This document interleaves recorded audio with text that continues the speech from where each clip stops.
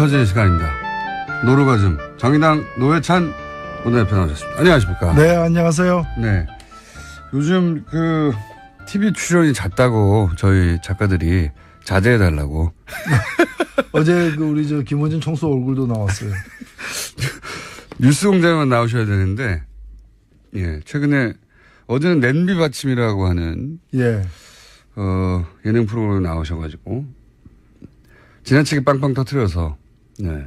여기서 한 내용이 또 그게 재방송됐어요. 재방송됐습니까? 예, 이게 원청이고 이게 하청인가 뭐 그렇게 되는. 여기서만 터뜨리셔야 되는데 딴 데 가서 터뜨리셨다고. 거기서 첼로 이야기도 또 화제가 됐다면서요. 예. 노회찬 대표님과 첼로가 과연 어울리느냐. 좀 어울리잖아요. 둘 다 크잖아. 이렇게. 첼로도 얼굴이 큰데. 예. 모르시는 분들은 제가 알려드리겠습니다. 어린 시절부터 첼로를 하셨다고. 네. 첼로를 아직도 잘 하십니까? 요즘에는 뭐 한 지가 좀 되죠, 이제. 그래도 어떤 곡 정도는 할 수 있다. 내가 마지막으로 첼로 한 게 방송 탄 게 거의 이제 한 10년 더 됐어요. SBS에서 한번. 직접? 예. 그때 연주하신 곡이 뭡니까? 그때 그냥 조그만 소품 가지고 했죠. 노래. 솔베지 송이라고. 예. 예. 다음 시간에 첼로 한번 들고 나오세요. 안 만진 지 오래됐습니다. 예. 그러면은, 이번 주 좀 만져보시고요. 다음 주에 연주를 할 만큼 손가락이 굳지 않았는지 확인하신 다음에 한번 해주시죠. 다음 주에. 공장장께서 정의당 입당하면 제가 환영의 의미에서 한 곡 연주하겠습니다. 아니, 이 코너가 워낙 인기 있기 때문에 그러면 한번 해주시는 것으로 한번 검토해 주십시오. 검토해 주시고, 첼로. 아니면은 저희가 이제 9월 20 며칠에 1주년 공개 방송을 하거든요. 예. 네, 그때 나오셔서 한번 연주를 해 주시든지요. 한 달 정도 남았습니다. 잘한 사람 부르죠, 뭐. 아니, 이제 잘 못하시면 더 좋죠. 이 정도 가지고 첼로를 한다고 그랬냐고 막 저희가 화를 내고. 자, 어쨌든 조만간 저희가 노회찬 대표님의 첼로 연주를 직접 들어보는 것으로 이렇게 일방적으로 선언해 놓겠습니다. 골목 상권 침해 안 하는 걸로 하겠습니다. 자, 이번 주도 한 주도 많았습니다. 우선 오늘 저희가 김명수 대법원장 후보자 지명에 대해서 김명수 대법원장이 후보자가 어떤 분이냐고 이정렬 전 판사 같이 활동한 얘기 여쭤봤었더니 차분하고 굉장히 친화력이 높은데 사법개혁 의지는 아주 높은 분이다. 네. 이렇게 표현을 하셨던데. 네, 아주 존경받는 판사고요. 평생 재판만 본인 말대로 31년간 평생 재판만 한 분이에요. 그러니까요. 예. 재판만 한 분이고 굉장히 이 평판이 좋은 분입니다. 그리고 굉장히 강직한 분이고요. 그래서 당연히 대법관 후보도 돼야 되는 분인데 예. 사실 대법관 후보에 거론됐지만 최종 후보에는 빠진. 그래서 어찌 보면은 지금 양승태 대법원장에 의해서 대법관이 안 된 사람 이렇게 평가해도 됩니다. 그러니까 대법관을 건너뛰고 대법원장이 되신 첫 번째 사례예요. 그런데 그거는 건너뛰었다고 볼 수 없는 것이 예. 우리나라 관례가 세계적으로 보더라도 좋은 관례는 아니거든요. 미국 같은 경우에는 대법원장이 대법관 아닌 사람이 바로 됩니다. 예. 그렇기 때문에 대법관 아닌 사람은 대법원장 될 자격이 없는 것도 아니고요. 그리고 오히려 그간의 대법원의 잘못된 관례로부터 자유로운 분이다. 그게 물들지 않고 거기에 공범으로서 이렇게 일조하지 않은 그런 어떤 강점이 있다고도 볼 수 있기 때문에 그건 아무 문제가 안 된다고 봅니다. 기수도 확 낮아질 거라고 얘기들 하던데. 근데 지금 대법관 중에는 이 김명수 대법원장 내정자보다 더 낮은 사람들이 있어요. 세 분이가 있는 것으로. 예. 더 낮은 사람이 있기 때문에 별 문제가 안 되는 거죠. 네. 그렇지만 기수가 더 높은 9분이 있지 않습니까? 예. 그러니까 본인보다 기수가 높은 사람이 9분이나 대법관으로 있고. 근데 우리나라 헌법에 이 재판관은 재판을 법과 양심에 따라 하는 것이지 기수에 따라 한다 이런 말은 없어요. 그러니까 기수 높고 낮음이 그냥 인간적 예의라거나 그 정도로 끝나야지 재판하는 데 영향을 미쳐서는 안 되는 거죠. 맞는 말씀입니다. 근데 이제 그런 사례가 처음이라는 거죠, 지금. 예. 처음. 즉, 근데 그걸 파격이라고 볼 수 있는데 예. 지금은 사실 파격이 필요한 시점이다. 저는 그렇게 보고요. 예. 우리나라 이 사법 신뢰도가 OECD 가입 국가, 회원국가 중에서 제일 낮아요. 그러면 이렇게 낮은 신뢰도를 계속 그간의 관행, 그간의 전통을 이어가면서 이 낮은 신뢰도를 유지할 거냐, 이 낮은 신뢰도를 정말 파격적으로 한번 극복해 나갈 것이냐, 그 후자가 돼야 되는 것이고, 그런 점에서 이 김명수 이 후보자 지명이 저는 장고 끝에 묘수고 호수다, 악수가 아니다 이렇게 봅니다. 이걸 뭐 사법 쿠데타다. 저는 사실 그분들 해본 게 쿠데타밖에 없기 때문에 부처 눈에 부처가 보인다고, 부처만 보인다고, 뭐 눈에는 뭐가 보이고 부처 눈에는 부처만 보인다고, 좀 충격적이면 다 쿠데타야. 참고로 권성동 의원이 정치적 중립성이 의심되는 사람을 대법원장에 지명한 것은 사법 쿠데타라고 이렇게. 정치적 중립성이 의심되는 거는 현 양승태 이 대법원장 체제예요.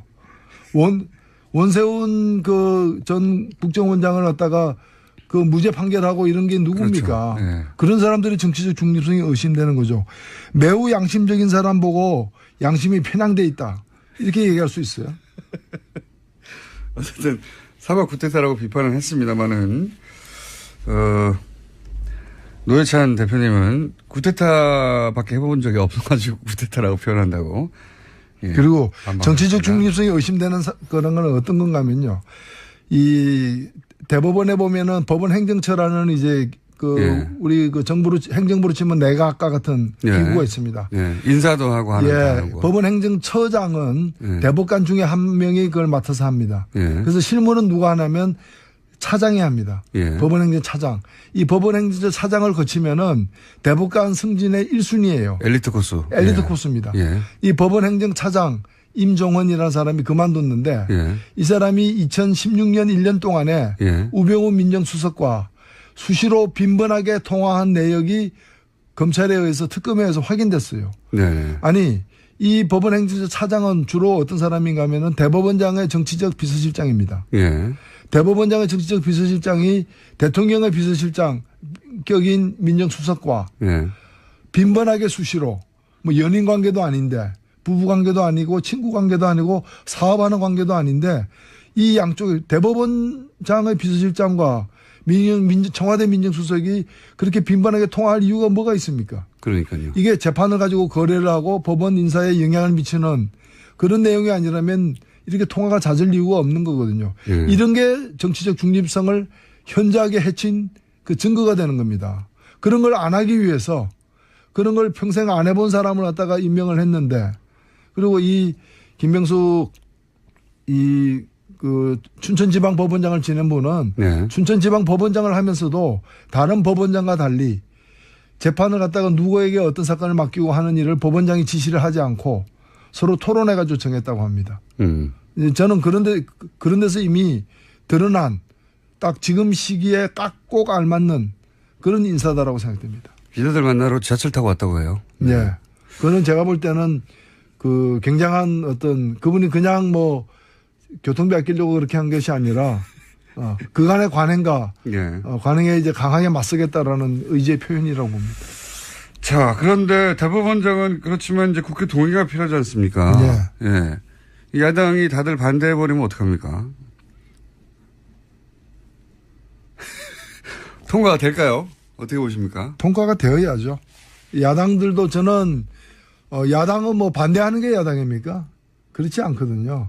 그리고 그 제왕적 대통령제 고치자고 여야를 가릴 것 없이 개헌특위에서 이구동성으로 입을 모으고 있는데 그런 걸 갖다가 타파할 수 있는 굉장히 적임자가 나타났는데 그래도 오래간만에 나타났는데 그럼 이 양승태 같은 지금 뭐 법원 내에 그 말 안 듣는 그게 상부의 지시에 따라서 이렇게 재판하지 않는 사람들 있죠. 오로지 법과 양심에 의해서 재판하려고 하는 사람들 그런 사람들을 블랙리스트로 만들어 가지고 차별하던 그런 지금 양승태 같은 사람을 갖다가 계속 쓸 거냐 이거예요. 아무리 야당이라도 도대체 어느 나라의 야당이냐. 그 분명히 밝힐 필요가 있습니다. 이 시점에 저희가 양승태 대법원장의 반론을 듣고 싶은데 섭외는 하겠지만 응해 주실지 모르겠네요.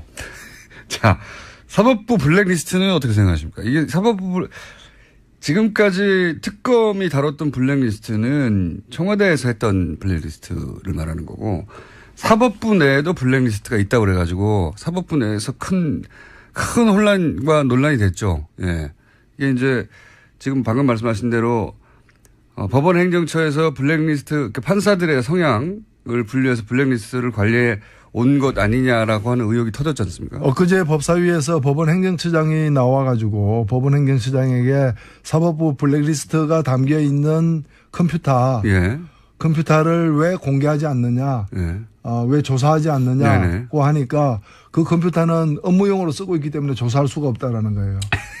그러면 안종범 수첩은 업무용 수첩이지 그게 그러면 뭐 사교용 수첩이었습니까? 대한민국에 컴퓨터가 한 대밖에 없습니까, 그리고? 그러니까, 그렇죠. 뭐 대법원에 컴퓨터 한 대밖에 없습니까? 카피 페이스트는 없나요? 그리고 블랙리스트의 존재 자체를 갖다 시인하지 않고 있어요. 그러면 그동안에 지금 그것 때문에 그 부장판사, 인천지법의 부장판사 한 사람이 사표를 냈습니다. 근데 그 사표를 갖다가 그러면서 강하게 양승태 대법원장이 진실을 밝히라고 요구하면서 사표를 냈는데 그 사표를 수리도 안 하고 있어요. 그러니까 이 블랙리스트는 딴 데 있는 게 아니라. 또 한 분은 13일째 단식 중에 있어요.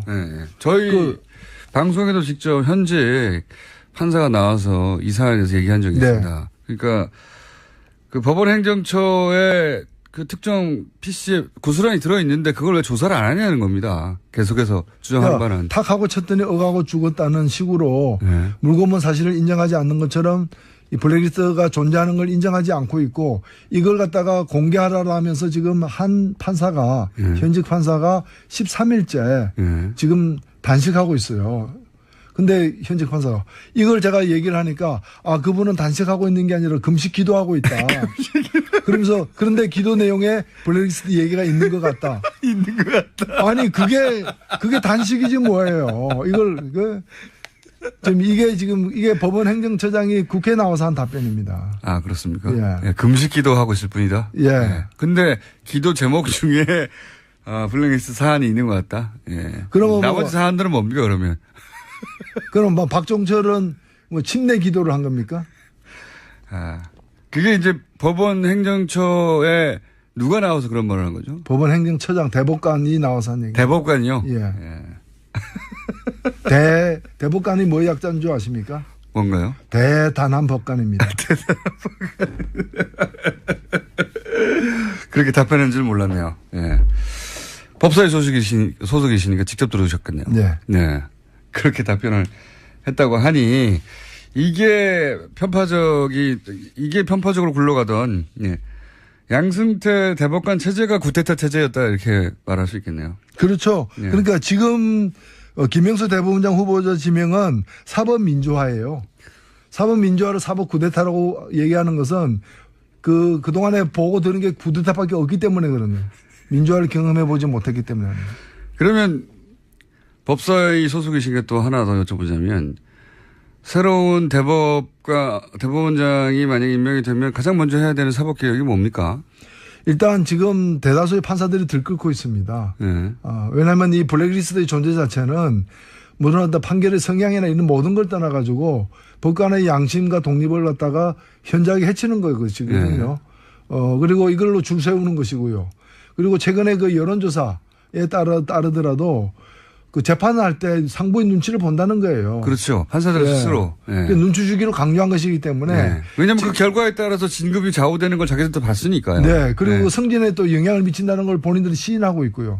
그래서 법관들이 그야말로 공정하고 중립적으로 재판할 수 있도록 보장해 주는 것은 바로 이런 적폐를 갖다가 해결하는 것으로부터 출발돼야 되기 때문에 이 사법부 블랙리스트 사건에 관련된 재조사 양승태 대법원장이 덮으려고 덮고 있는 이것을 재조사하는 것으로부터 시작돼야 된다고 봅니다. 양승태 대법원장이 사법적 처리의 대상이 될 수도 있는 사건 아닙니까 사실은. 그 안에서 블랙리스트가 있었다고 하면. 그렇죠.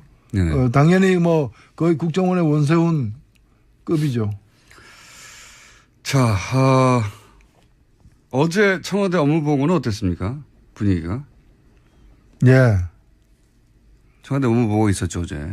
예, 업무보고가 있었죠. 뭐 야당에서는 잘 만났다. 예. 이러면서 이제. 원래 정부를 때리는 시간 아닙니까? 예. 예. 근데 뭐 별로 사실은 소문난 잔치에 먹을 게 없다는 식으로 인사 문제를 주로 다뤘고요. 예. 다뤘고 이제 인사 문제에 대해서는 또 그 일부 그동안에 이제 그 스스로 자진 사퇴한 경우라거나 이런 부분이 있지 않습니까? 저도 박기영 그 과학기술혁신본부장에 대해서 이게 얘기를 했는데 그분이 이제 그 자진 사퇴해놓고도 페이스북에다가 마녀 사냥이다, 사냥이다, 화형당한 것 같다. 예. 이런 얘기를 한 데 대해서 동의하냐 물으니까 동의하지 않는다. 적절치 못한 표현이라고 하면서 좀 그런 이제 인사 과정에서 이제 부실함이 일부 있었던 것에 대해서 깨끗하게 시인하고 굉장히 그 유연하게 답변을 했어요. 뭐 임종석 비서실장이 원래 정치인 출신이기도 하지만은 그냥 마음을 비운 자세로 이렇게 답변을 잘했다고 저는 봅니다.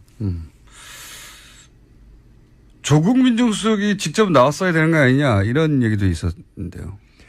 아니 그 우병우 민정수석이 나와야 되는 상황에서도 네. 전례를 들어가지고 결코 나오지 않았던 바가 있거든요. 그때는 국정농단 사태가 터졌음에도 불구하고. 예, 직접 당사자인데도 불구하고 제가 볼 때는 뭐 그런 사건이 안 벌어지겠지만 만일 조국 민정수석이 직접 당사자인 어떤 사안이 발생한다면은 제가 아는 조국 민정수석의 성격상 나올 거예요. 근데 이걸 갖다 무리하게 억지로 이렇게 자기들이 만들어 놓은 관례인데도 과거에 그 문재인 민정수석 시절에는 나온 바가 있거든요. 그건 필요하다 보면은 나올 수 있는 거고 이번에도 그러리라고 보입니다. 그래서 이걸 억지로 뭐 이걸 시비 걸 문제는 아니라고 생각합니다. 근데 저는 조국 민정수석이 직접 나올 만한 사안이고 조국 민정수석이 직접 나온다고 하면 야당이 그렇게 유리할 거라고 보지는 않습니다. 그렇죠. F킬러가 등장하는 거죠. 굉장히 논리적인 분이고 준비를 철저히 해서 나올 거거든요. 예.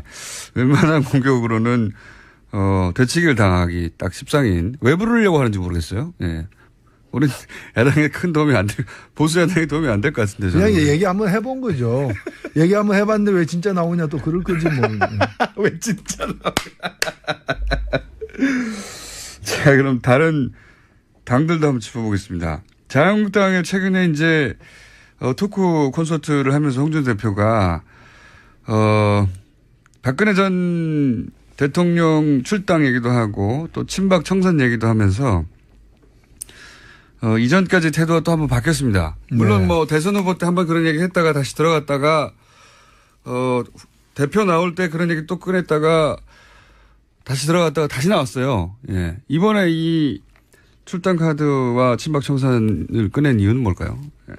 예, 아무래도 지금 그 홍준표 후보에게 표를 던진 사람들 중에 일부도 문재인 대통령 국정수행 잘한다라고 지지하는. 수치를 보면 그렇죠. 수치를 보면 이제 여론조사 보면 이제 그렇게 또 나오고 있고 이 상태로는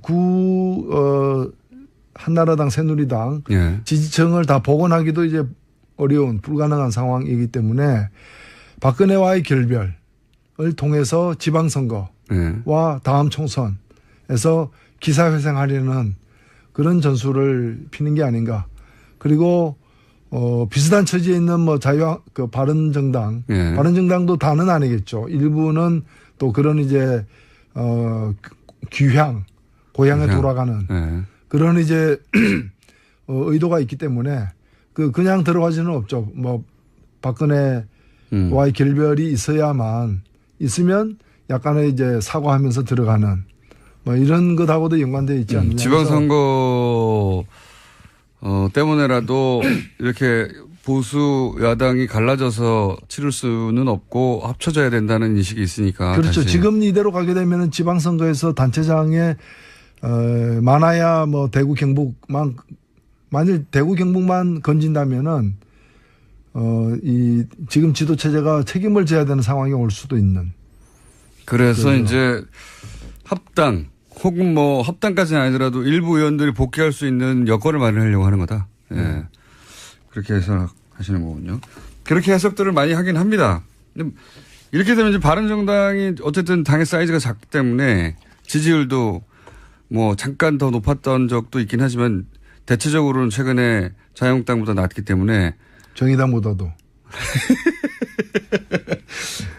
바른정당의 입장에서는 굉장히 이제 위기감을 느낄 수 있지 않습니까? 그렇죠. 뭐 바른정당은 지금 한 명이라도 빠지면 또 비교섭단체가 되는 면도 있고요. 그러나 이제 바른정당 내에도 다양한 또 친국민의당인 성향도 적지만 있기 때문에 이제 복잡한 상황이지 않겠나 싶습니다. 당 자체가 무너질지는 모르겠으나 몇 사람은 빠져나갈 수도 있다. 이렇게 네. 보십니까? 그런 문제가 늘 현안이 되어 있죠.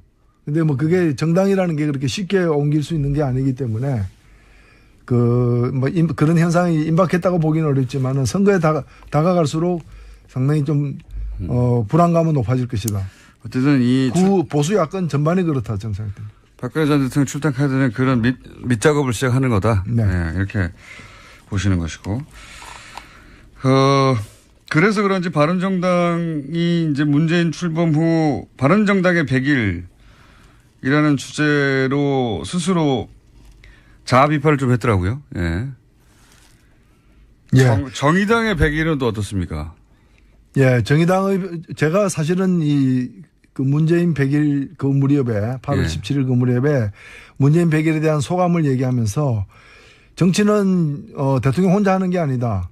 지난 100일의 한국 정치는 야당도 함께한 정치가 아니냐. 야당의 100일도 같이 평가해야 된다라고 제안을 하고 또 그 다음날 제가 좀 간략하게 야당의 100일에 대해서도 얻은 건 없고 잃은 건 민심이다. 특히 보수 야당들 이제 그렇게 평가를 했는데요. 네. 정의당의 사정도 만만치는 않습니다. 요새. 만만치 않습니다. 그러나 그 명함이 다 있는데 정의당 같은 경우에 보면은 지금 100일을 점해서 문화일보, 중앙일보, YTN 등이 한 조사에서 공이 다 3등으로 나와 있어요. 물론 이제 굉장히 한 자리 숫자의 그 부분에서 3위이기 때문에 그렇게 관략할 만한 성장을 보인 건 아닌데, 괄목할 만한 성장을 보인 건 아닌데, 유일하게 지난 5월 9일 날 대선 후보가 얻은 득표율을 유지하고 있는 곳은 정의당밖에 없어요. 6.2. 6.2. 예. 국민의당 같은 경우에는 거기는 망했죠. 최근에. 21% 얻었는데 3.3으로 떨어졌고요. 3.3으로. 예. 그게 7분의 1 수준으로 떨어진 거죠. 그다음에 자유한국당 경우에도 24를 얻었는데 8.8로 떨어지고 3분의 1 수준 떨어졌는데 정의당만 같은 걸 유지하고 있는데 문제는 이제 유지하고 있는 거는 더 떨어지지 않았다는 점에서는 다행인데 왜 이렇게 치고 올라가지 못하느냐라는 이제 한계가 있습니다. 그래서 저희들이 굉장히 이걸 부심하고 있습니다. 속을 끓고 있습니다. 그래서 지금 또 우리 새 대표 체제 하에서 또 이 하반기 좀 정책 사업들을 적극적으로 좀 펼쳐가지고 국민들의 마음을 얻는데 더 진력하도록 하겠습니다. 이해창 전 한나라당 총재가 갑자기 또 등장해서 회고를 했어요. 예. 그러면서 이제 박근혜 전 대통령과 일부 보수 정치인이 실패한 것이지 보수주의가 실패한 건 아니다. 이런 진단도 하고 이런 비판도 했는데 이해찬 전 총재의 정치를 다시 재개하기에는 이제 어렵다고 보긴 합니다. 사실은 여러모로. 보수주의가 실패한 건 아니다. 이 얘기는 점잖게 얘기를 했지만 박근혜는 실패했지만 나는 실패하지 않았다. 이런 얘기로 사실은 해석될 수밖에 없고 왜냐하면 한국에 제대로 된 보수주의가 있었느냐. 수구 기득권이 있었지.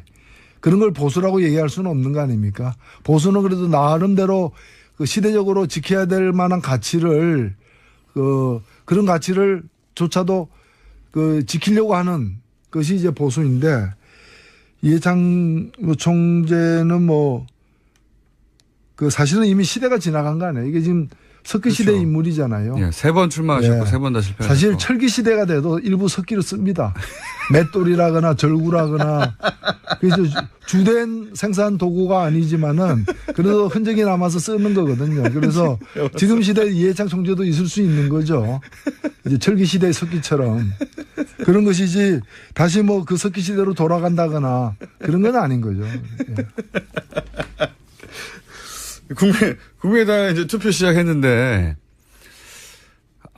이제 마지막 질문입니다. 시간이 다 돼서.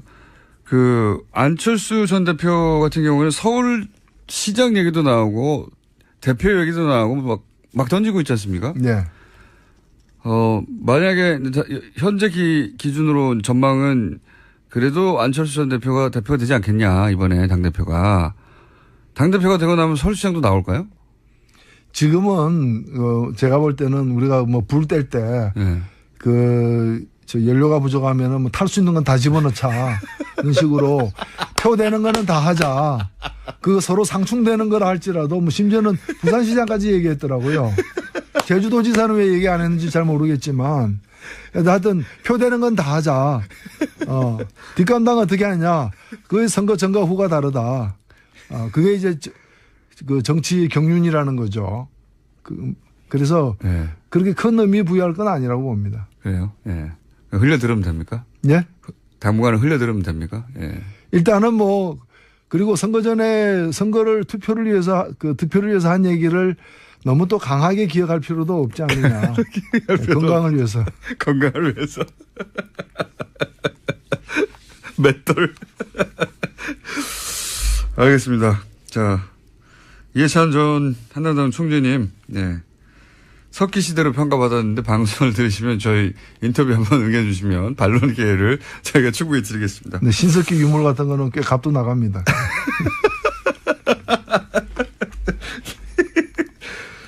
여기까지 듣겠습니다. 지금까지 정의당의 노회찬 원내대표였습니다. 감사합니다. 네, 감사합니다. 현재 시간입니다.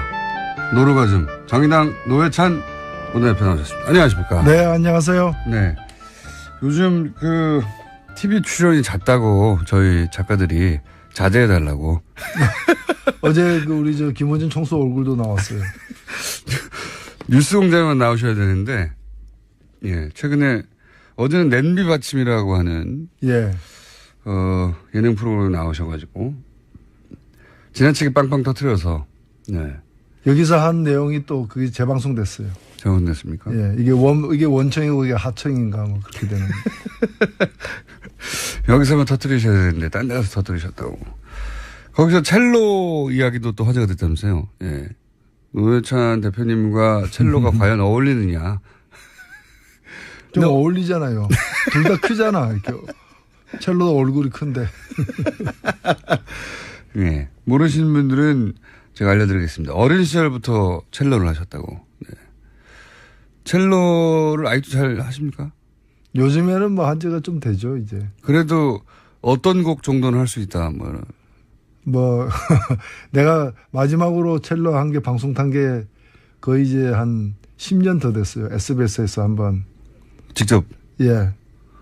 그때 연주하신 곡이 뭡니까? 그때 그냥 조그만 소품 가지고 했죠, 노래. 솔베지 송이라고. 예. 예. 다음 시간에 첼로 한번 들고 나오시면. 안 만진 지 오래됐습니다. 예. 그러면은, 이번 주 좀 만져보시고요. 다음 주에 연주를 할 만큼 손가락이 굳지 않았는지 확인하신 다음에 한번 해주시죠, 다음 주에.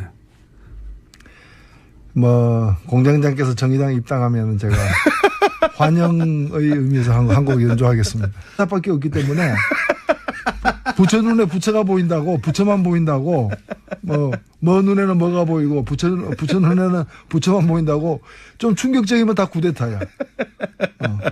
참고로 권성동 의원이, 정치적 중립성이 의심되는 사람을 대법원장에 지명한 것은 사법 구태타라고 이렇게.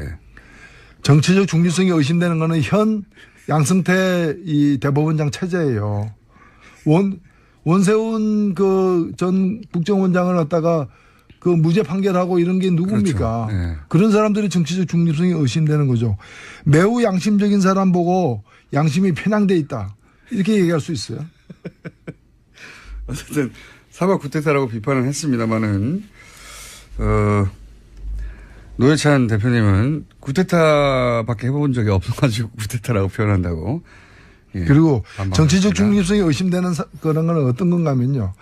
이 대법원에 보면은 법원 행정처라는 이제 우리 그 정부로 행정부로 치면 내각과 같은 기구가 있습니다.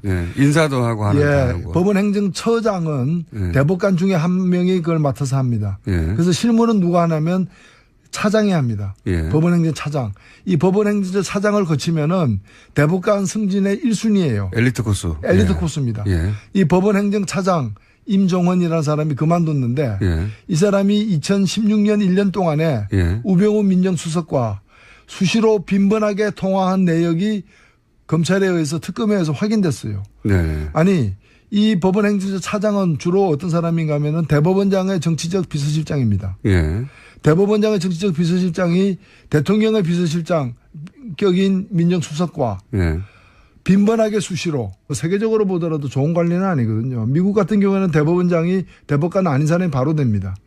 그렇기 때문에 뭐 대법관 아닌 사람은 대법원장 될 자격이 없는 것도 아니고요. 그리고 오히려 그간의 그 대법원의 잘못된 관례로부터 자유로운 분이다. 그게 물들지 않고 거기에 공범으로서 이렇게 일조하지 않은 그런 어떤 강점이 있다고도 볼 수 있기 때문에 그건 아무 문제가 안 된다고 봅니다. 기수도 확 낮아질 거라고 얘기들 하던데. 근데 지금 대법관 중에는 이 김명수 대법원장 내정자보다 더 낮은 사람들이 있어요.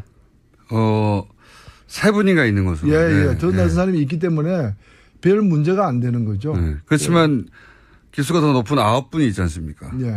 그러니까 본인보다 기수가 높은 사람이 9분이나 대법관으로 있고. 근데 우리나라 헌법에 이 재판관은 재판을 법과 양심에 따라 하는 것이지 기수에 따라 한다 이런 말은 없어요. 그러니까 기수 높고 낮음이 그냥 인간적 예의라거나 그 정도로 끝나야지 재판하는데 영향을 미쳐서는 안 되는 거죠. 맞는 말씀입니다. 근데 이제 그런 사례가 처음이라는 거죠, 지금. 처음. 근데 그걸 파격이라고 볼 수 있는데 지금은 사실 파격이 필요한 시점이다. 저는 그렇게 보고요. 우리나라 이 사법 신뢰도가 OECD 가입국가, 회원국가 중에서 제일 낮아요. 그러면 이렇게 낮은 신뢰도를 계속 그간의 관행, 그간의 전통을 이어가면서 이 낮은 신뢰도를 유지할 거냐. 이 낮은 신뢰도를 정말 파격적으로 한번 극복해 나갈 것이냐. 그 후자가 돼야 되는 것이고 그런 점에서 이 김명수 이 후보자 지명이 저는 장고 끝에 묘수고 호수다. 악수가 아니다. 이렇게 봅니다. 이걸 뭐 사법 쿠데타다. 저는 사실 그분들 해본 게 쿠데타 뭐 연인 관계도 아닌데 부부 관계도 아니고 친구 관계도 아니고 사업하는 관계도 아닌데 이 양쪽 대법원장의 비서실장과 청와대 민정수석이 그렇게 빈번하게 통화할 이유가 뭐가 있습니까? 그러니까요. 이게 재판을 가지고 거래를 하고 법원 인사에 영향을 미치는 그런 내용이 아니라면 이렇게 통화가 잦을 이유가 없는 거거든요. 이런 게 정치적 중립성을 현저하게 해친 그 증거가 되는 겁니다. 그런 걸 안 하기 위해서 그런 걸 평생 안 해본 사람을 갖다가 임명을 했는데 그리고 이 김명수 그 춘천지방법원장을 지낸 분은 춘천지방법원장을 하면서도 다른 법원장과 달리 재판을 갖다가 누구에게 어떤 사건을 맡기고 하는 일을 법원장이 지시를 하지 않고 서로 토론해가지고 정했다고 합니다. 저는 그런 데서 이미 드러난 딱 지금 시기에 꼭 알맞는 그런 인사다라고 생각됩니다. 기자들 만나러 지하철 타고 왔다고 해요. 그거는 제가 볼 때는 그 굉장한 어떤 그분이 그냥 뭐 교통비 아끼려고 그렇게 한 것이 아니라 그간의 관행과 관행에 이제 강하게 맞서겠다라는 의지의 표현이라고 봅니다. 자, 그런데 대법원장은 그렇지만 이제 국회 동의가 필요하지 않습니까? 야당이 다들 반대해버리면 어떡합니까? 통과가 될까요? 어떻게 보십니까? 통과가 되어야죠. 야당들도 저는 야당은 뭐 반대하는 게 야당입니까? 그렇지 않거든요.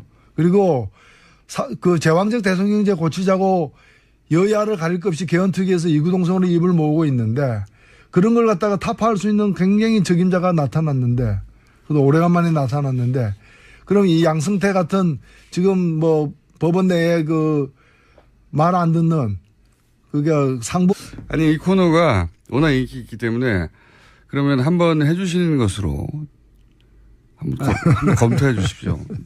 검토해 주시고 첼로 아니면은 저희가 이제 9월 20 며칠에 1주년 공개 방송을 하거든요. 그때 나오셔서 한번 연주를 해 주시든지요. 한 달 정도 남았습니다. 그 잘한 사람 부르죠. 뭐. 아니, 이제 잘 못하시면 더 좋죠. 이 정도 가지고 첼로를 한다고 그랬냐고 막 저희가 화를 내고. 자, 어쨌든 조만간 저희가 노회찬 대표님의 첼로 연주를 직접 들어보는 것으로 이렇게 일방적으로 선언해 놓겠습니다. 골목 상권 침해 안 하는 걸로 하겠습니다. 자, 이번 주도 한 주도 많았습니다. 우선 오늘 저희가 김명수 대법원장 후보자 지명에 대해서 김명수 대법원장이 후보자가 어떤 분이냐고 이정렬 전 판사 같이 활동한 얘기 여쭤봤었더니 차분하고 굉장히 친화력이 높은데 사법개혁 의지는 아주 높은 분이다. 네. 이렇게 표현을 하셨던데. 네, 아주 존경받는 판사고요. 평생 재판만 본인 말대로 31년간 평생 재판만 한 분이에요. 그러니까요. 예. 재판만 한 분이고 굉장히 이 평판이 좋은 분입니다. 그리고 굉장히 강직한 분이고요. 그래서 당연히 대법관 후보도 돼야 되는 분인데 예. 사실 대법관 후보에 거론됐지만 최종 후보에는 빠진. 그래서 어찌 보면은 지금 양승태 대법원장에 의해서 대법관이 안 된 사람 이렇게 평가해도 됩니다. 그러니까 대법관을 건너뛰고 대법원장이 되신 첫 번째 사례예요. 그런데 그거는 대신. 건너뛰었다고 볼 수 없는 것이 예. 우리나라 관례가